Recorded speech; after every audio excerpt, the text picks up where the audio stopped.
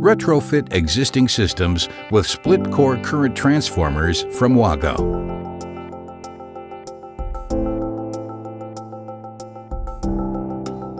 You can mount the split-core current transformers on the primary conductor without interrupting the measuring cable. You can fix the split-core current transformer using the supplied cable ties.